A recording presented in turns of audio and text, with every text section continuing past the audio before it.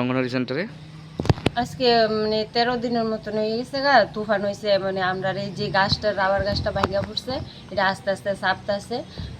আমরা মনে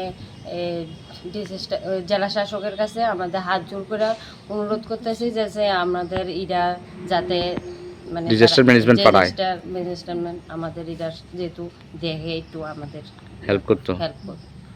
যে কোনো সময় এটা আমাদের মানে এদের বাচ্চারা উপরে আপনারা উপরে আমাদের